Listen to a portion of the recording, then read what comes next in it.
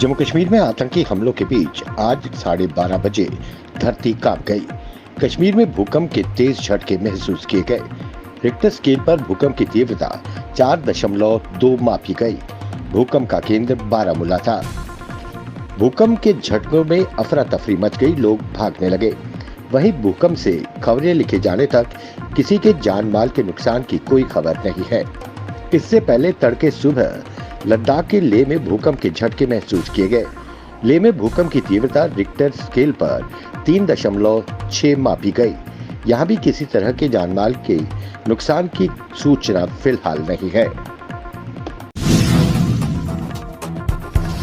मदरे मेहरबान बेगम अकबर जहान अब्दुल्ला को उनकी 24वीं पुण्यतिथि पर आज बनिहाल रामबन बटोत में एक साथ भावभीनी श्रद्धांजलि अर्पित की गई।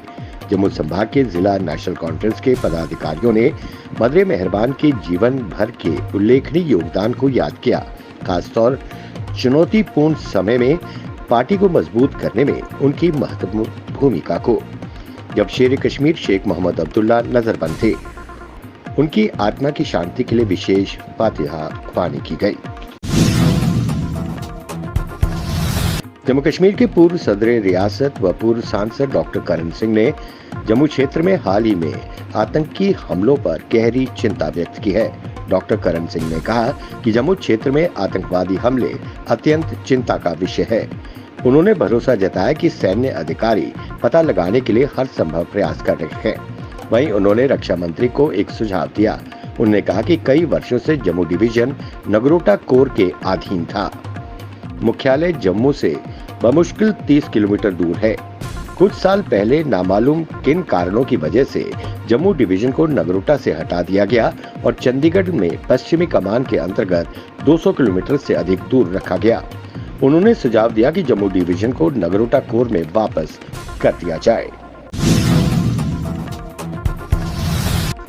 भारत चुनाव आयोग (ECI) ने जम्मू कश्मीर में प्रस्तावित विधानसभा चुनाव के लिए 20 अगस्त तक मतदाता सूचियों के दूसरे विशेष सारांश संशोधन की प्रक्रिया पूरी करने सहित सभी तैयारियां पूरी करने को कहा है।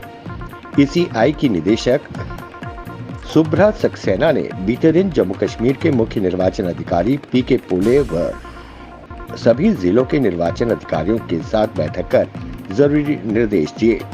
वर्चुअल मोड से 2 घंटे चली इस बैठक में जम्मू कश्मीर में चुनाव संबंधी तैयारियों की जानकारी ली गई। श्री अमरनाथ यात्रा के लिए देश भर से आ रहे श्रद्धालुओं में उत्साह बरकरार है। पिछले 13 दिनों में 2.5 लाख से अधिक भक्तों ने बाबा बर्फानी के दर्शन किए। वीरवार को 16,578 श्रद्धालुओं ने बाबा के दरबार में हाजिरी लगा दी, जिसके साथ ही अब तक 2,65,699 तीर्थयात्री पवित्र गुफा तक पहुंच गए। मौसम साफ रहने से पारंपरिक पहलगाम और बालटाल रूट से यात्रा जारी है। इस बीच आधार शिविर भक्ति नगर जम्मू से 191 छोटे बड़े वाहनों में 4,885 श्रद्धालु कश्मीर के लिए रवाना हुए। जम्मू संभाग में आतंकी हमलों के बाद अखनूर के कानाचक इलाके में संदिग्ध देखे गए। इसके बाद भारतीय सेना व पुलिस हरकत में आ गई। सुरक्षा बलों ने भारी पैमाने पर तलाशी अभियान चलाया हुआ है। पूरे इलाके को ड्रोन से खंगाला जा रहा है। आतंकियों को पकड़ने के लिए सुरक्षा बलों ने पूरे इलाके की घेराबंदी कर दी है। पुलिस व सेना के जवान सावधानी से आगे बढ़ रहे हैं, क्योंकि जगह जगह आईडी का खतरा है। तलाशी अभियान का विस्तार जम्मू क्षेत्र के कठुआ, उधमपुर और डोडा जिलों के पहाड़ी इलाकों में किया जा रहा है। अमरनाथ यात्रा पूरी कर चुके श्रद्धालुओं को लेकर जम्मू लौट रही एक बस वीरवार शाम नगरोटा के बन टोल प्लाजा के पास सेना के वाहन से टकरा गई। इस हादसे में बस में सवार 6 श्रद्धालु घायल हो गए। सभी घायलों को GMC में भर्ती कराया गया है। SDPO नगरोटा आकाश कोहली ने बताया कि हादसे में घायल हुए सभी यात्रियों को तुरंत एम्बुलेंस से GMC अस्पताल पहुंचाया गया। हादसे में घायल यात्रियों की हालत स्थिर है। जम्मू संभाग में पिछले 1 महीने से कठुआ सहित 5 आतंकी हमले हुए। बढ़ती आतंकी गतिविधियां और बॉर्डर पार से होने वाली घुसपैठ को अब जम्मू कश्मीर पुलिस, BSF और पंजाब पुलिस मिलकर नाकाम करेगी। दोनों राज्यों की पुलिस और BSF का त्रिस्तरीय घेरा कठुआ जिला और पंजाब से सटी इंटरस्टेट सीमा से लेकर भीतरी हिस्से तक पूरी क्षेत्र में आतंकियों का काल बनेगा।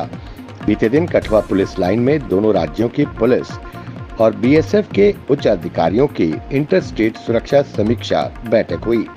इसमें आतंकवादी गतिविधियों से निपटने के लिए संयुक्त रणनीति तैयार की गई है।